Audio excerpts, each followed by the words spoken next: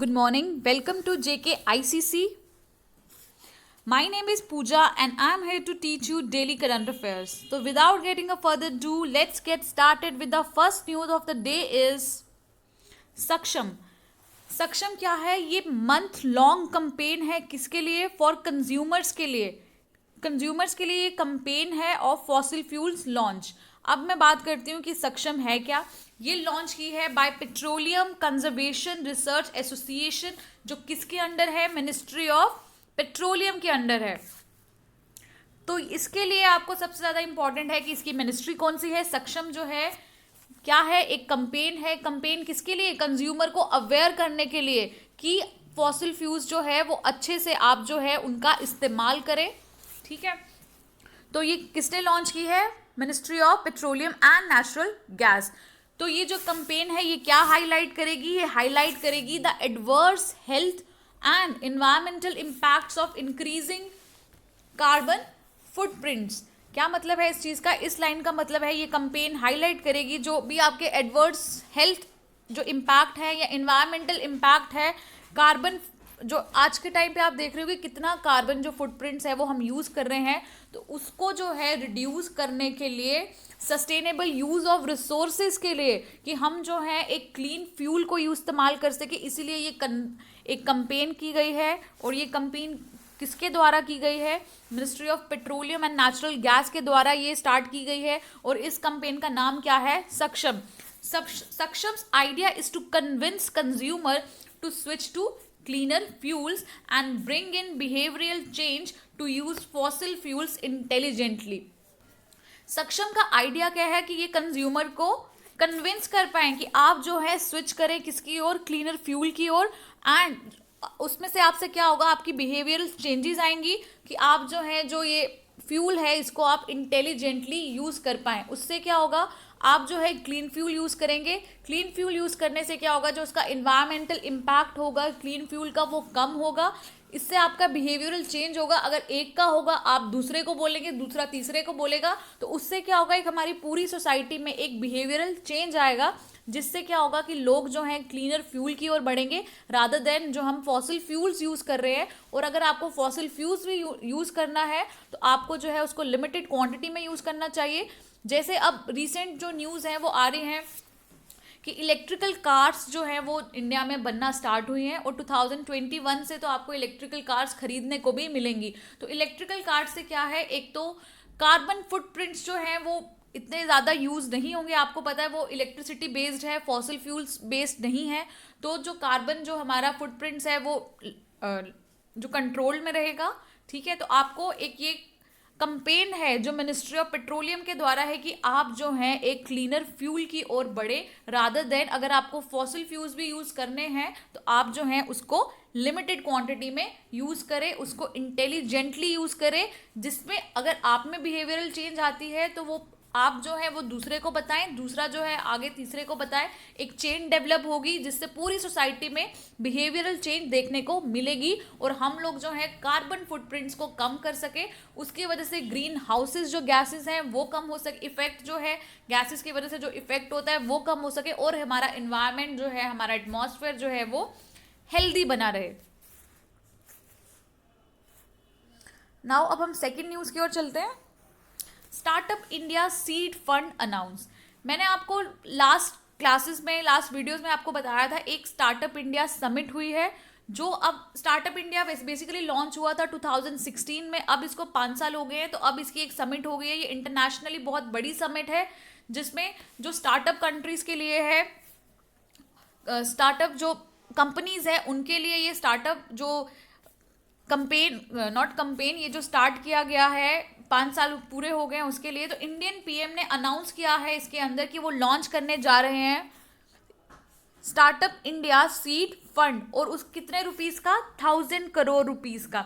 सो that कि there is no shortage of seed money for the startups. ये 1000 करोड़ का fund जो है इसको स्टार्ट किया गया है. सीड फंड बोला जाता है इससे कि ताकि जो भी स्टार्टअप्स हैं, एक जो स्टार्टअप्स के लिए जो इन्वायरमेंट बना रहे उनको कोई दिक्कत ना आए पैसा इन्वेस्ट करने में. अगर उनको अगर वो कंपनी बनाना चाहते हैं और उसमें उनको पैसे की कमी आ रही है तो इस फंड के थ्रू वो पैसा ले सकते हैं. तो इसीलिए ये प्राइम मिनिस्टर द्वारा ये फंड जो है वो ऑर्गेनाइज किया गया है, कितना करोड़ का, 1000 करोड़ का, कि सीड मनी क्या होती है, जो स्टार्टिंग में किसी कंपनी को स्टार्ट करने के लिए जो इन्वेस्टमेंट चाहिए होती है, उस मनी को क्या बोलते हैं, या उस इन्वेस्टमेंट को क्या बोलते हैं, सीड मनी। तो ये जो अनाउंस किया गया है ड्यूरिंग द प्रारंभ स्टार्टअप इंटरनेशनल समिट, जो अभी मैंने आपको बताया था लास्ट क्लासेस में कि 16 जनवरी से ये समिट जो है वो ऑर्गेनाइज की गई है। ये जो समिट है वो क्या हेल्प करेगी, this will help in starting and growing new startup, जो नए स्टार्टअप्स है उनको हेल्प करेगी ग्रो करने में और स्टार्ट करने में। The government will also help the startup in raising capital through guarantees, guarantee के थ्रू गवर्नमेंट क्या करेगी, हेल्प करेगी स्टार्टअप को कि वो अपनी कैपिटल जो है वो रेज कर पाए। तो इसीलिए ये startup India seed fund announce किया गया है। जिस स्टूडेंट्स ने ये वीडियो नहीं देखी है, लास्ट वीडियो है जिसमें मैंने आपको इस स्टार्टअप इंडिया कैंपेन के बारे में बताया गया है, तो मैंने आपको उसमें बताया था कि अब ये अभी के लिए आपके लिए बस इतना इंपॉर्टेंट है ये किस मिनिस्ट्री द्वारा बनाई गई है, ठीक है। तो आप ये लास्ट वीडियो में जाके देख लें कि कौन सी मिनिस्ट्री ने उसको बनाया है। और मैंने आपको बताया था कि जो आने वाली जो इसमें अचीवमेंट्स होंगी ड्यूरिंग दिस समिट क्या क्या हुआ है। तो अब क्या हुआ है इसमें, स्टार्टअप इंडिया सीड फंड जो है पीएम मोदी ने जो क्या है इसको अनाउंस किया है, और वो कितने करोड़ का है, 1000 करोड़।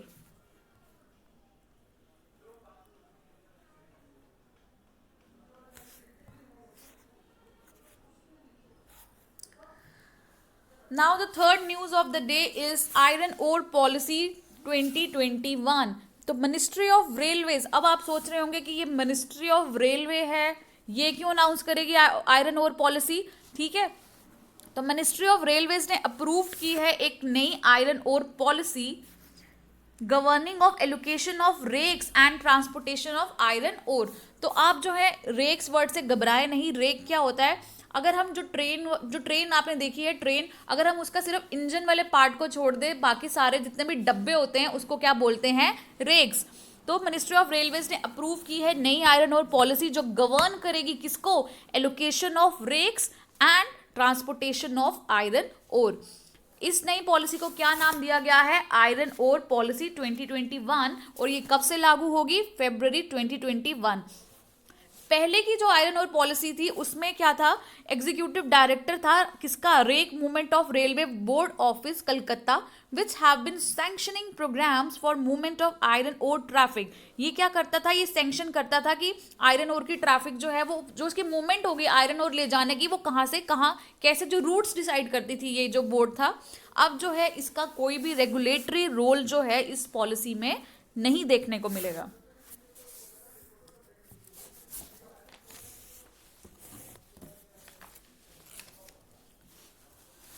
तो कंज्यूमर जो है, अब कोई भी कंज्यूमर है जिसको आयरन ओर चाहिए, वो कंज्यूमर क्या कर सकते हैं, जो consumer now desirous of moving their traffic under any priority will have to give an undertaking. अब उन्हें क्या करना पड़ेगा, एक अंडरटेकिंग देनी पड़ेगी जिसमें उनको बताना पड़ेगा कि अब जो है हमने प्रोक्योर जो है कर लिया है आयरन ओर, ट्रांसपोर्टेड जो ट्रकों में भी ले आए हैं और अब उसको यूटिलाइज करने के लिए हम लोग यूज कर रहे हैं। तो अब क्या करना है, वो वाला जो आयरन ओर है वो सिर्फ ट्रक से उठा के कहाँ लेके जाना है, ट्रेन्स में लेके जाना है। तो इसके लिए आपको अंडरटेकिंग देनी पड़ेगी, किसी भी कंज्यूमर को प्रायोरिटी उन्हीं को मिलेगी जिसने अंडरटेकिंग दी होगी कि मैंने जो है आयरन ओर को प्रोक्योर कर लिया है, उसको ट्रांसपोर्ट भी कर लिया है, अब जो है मुझे इसका काम क्या है, खाली यूटिलाइज पर्पस के लिए मुझे इसको काम चाहिए, तो इसीलिए जो है उसको प्रायोरिटी दी जाएगी।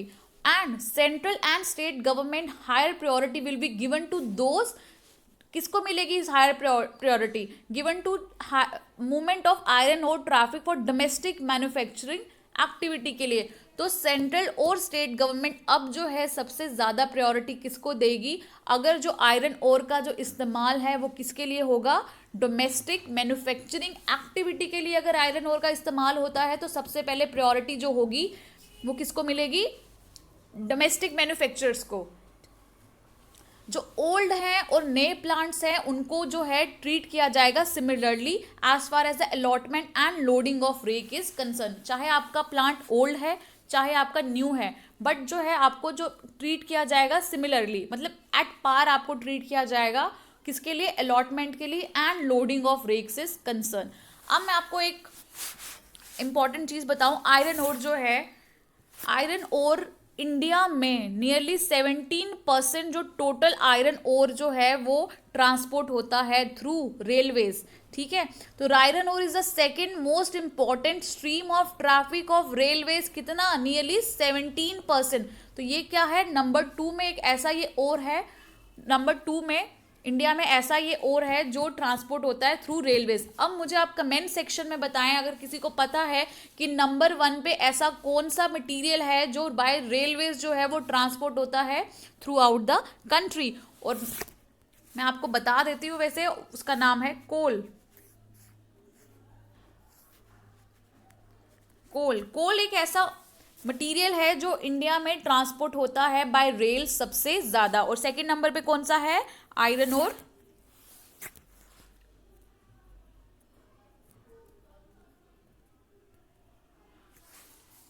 तो let's move towards the third news of the day. Dragon fruit, dragon fruit का नाम सुना है आपने? एक ये पिंक कलर का फ्रूट होता है, उसमें आपको व्हाइट व्हाइट पल्प देखने को मिलता है, इसको क्या बोलते हैं, पिथाया। ड्रैगन फ्रूट जो है ये सबसे ज्यादा इसका ओरिजिन कहाँ का है, इसका ओरिजिन है साउथ अमेरिका का, साउथ अमेरिका का। तो आप मुझे कमेंट सेक्शन में लिख के बताएं साउथ अमेरिकन कंट्रीज के बारे में। साउथ अमेरिका का इसका ओरिजिन है। अब ये नाम से लग रहा है कि जैसे ये चाइना का है। ड्रैगन आपको पता है चाइना में यूज होता है वर्ड बहुत ज्यादा, ड्रैगन उनके फ्लैग में भी यूज होता है। तो इसीलिए अब जो गुजरात के सीएम है उन्होंने इसको ड्रैगन फ्रूट को रीनेम कर दिया है और क्या नाम दिया है, कमलम। कमलम जो है इज अ संस्कृत नेम, किसका, kamal. Kamal is a lotus flower, lotus flower को बोलते हैं हम हिंदी में कमल, और कमलम जो है लोटस फ्लावर को संस्कृत में बोला जाता है। क्यों, क्योंकि dragon fruits gives impression that it is from China but it is not. Impression क्या दे रहा है कि ये चाइना से है। आपको पता है अभी इंडिया और चाइना में अगर हम बायलैटरल जो इनके रिलेशन देखें वो इतने अच्छे नहीं चल रहे हैं आफ्टर द जो आपने स्पेशली ये कोविड के बाद की बात है, ठीक है। तो dragon fruit give impression that it is from China but it is not, and the shape of the fruit resembles with lotus, lotus से ये रिजेंबल करता है, इसीलिए गुजरात के सीएम ने इसका नाम जो है वो क्या कर दिया है, संस्कृत नेम लोटस का दिया है, दैट इज कमलम। तो Kamalam is a dragon fruit and इसका ओरिजिन आपके लिए इंपॉर्टेंट है, कहां से ओरिजिनेट होता है, from South America. Let's move towards the next news. ये है हरीके वेटलैंड। ये जो हरीके वेटलैंड है ये क्यों न्यूज में है, क्योंकि जो विंटर माइग्रेटरी बर्ड्स हैं वो क्या यूज कर रहे हैं, वो यूज कर रहे हैं सेंट्रल एशियन फ्लाईवे को, ठीक है। विंटर माइग्रेटरी क्या होता है, माइग्रेशन मतलब दूसरी कंट्री से जो बर्ड इंडिया में माइग्रेट हो रहे हैं। तो एक विंटर माइग्रेटरी बर्ड्स होते हैं जो विंटर में माइग्रेट होते हैं और वो क्या यूज करते हैं, सेंट्रल एशियन फ्लाईवे। अब सेंट्रल एशियन आपको पता होना चाहिए कि अब सेंट्रल एशियन फ्लाईवे कहाँ है। सेंट्रल एशियन फ्लाईवे जो अगर आप ग्लोब देखोगे या हमारे वर्ल्ड का मैप देखोगे आपको एक सेंट्रल एशियन फ्लाईवे मिलता है। अभी तक रिसर्चर्स या साइंटिस्ट को ये नहीं पता चला कि ये जो बर्ड्स हैं ये कैसे वो पाथ चूज कर रहे हैं, मतलब वो वही पाथ को चूज करते हैं, ना वो लेफ्ट जाते हैं ना वो राइट जाते हैं, एक पर्टिकुलरली पाथ है वो यूज करते हैं।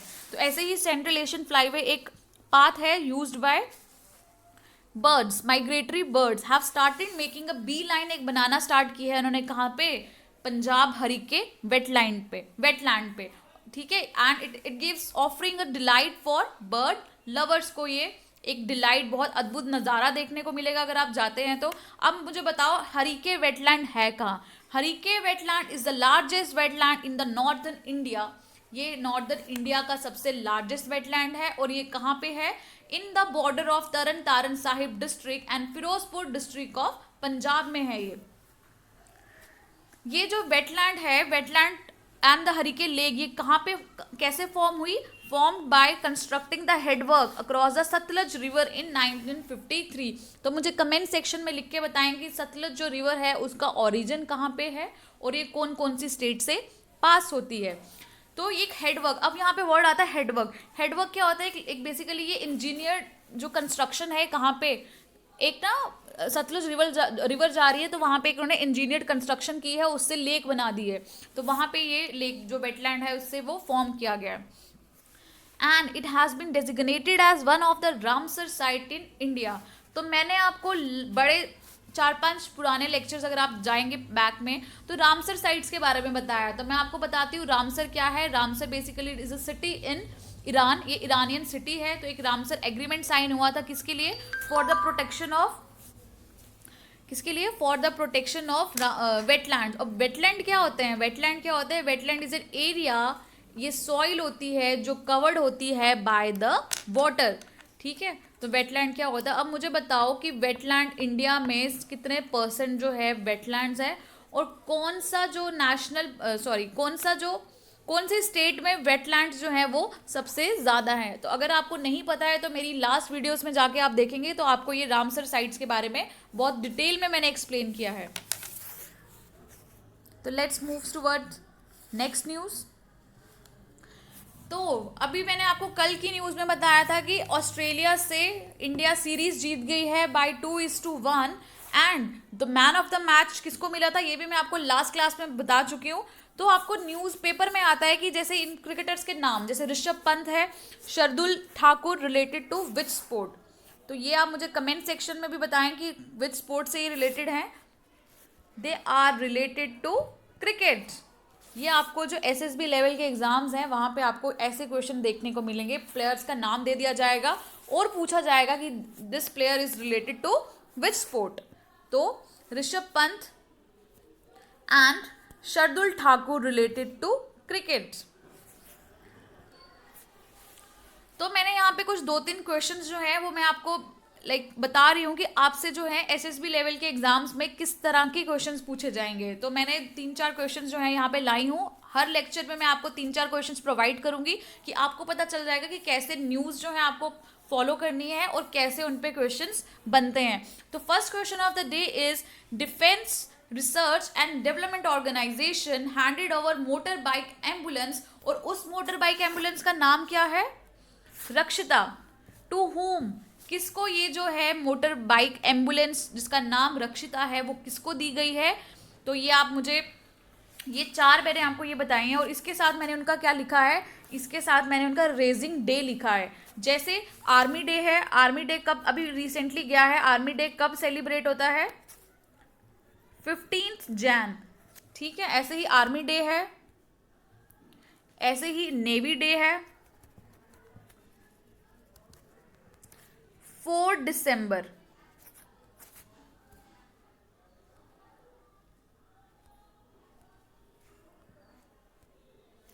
फिर एयरफोर्स डे,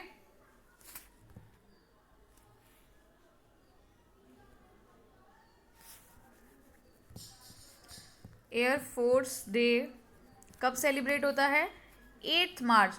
तो ये आपके एग्ज़ाम्स के लिए बहुत इंपॉर्टेंट है। और मैंने जो है ये सीआरपीएफ हो गया, सीआईएसएफ हो गया, एनएसजी हो गया, बीएसएफ हो गया, इन सब के जो रेजिंग डे हैं ये ब्रैकेट्स में लिखे हैं। तो अब मैंने आपको लास्ट क्लास में डीआरडीओ के बारे में बताया था कि डीआरडीओ जो है ये कब फॉर्म हुआ था और ये कौन सी मिनिस्ट्री के अंडर आता है। तो डीआरडीओ ने क्या किया है, एक motor bike ambulance hand over किया है किसको, the answer is CRPF.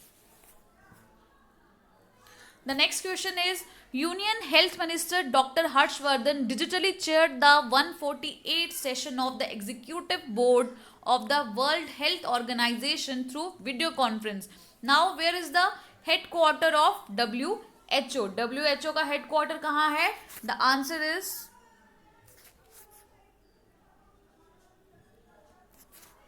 Geneva. And Geneva कौन सी कंट्री में है, स्विट्जरलैंड।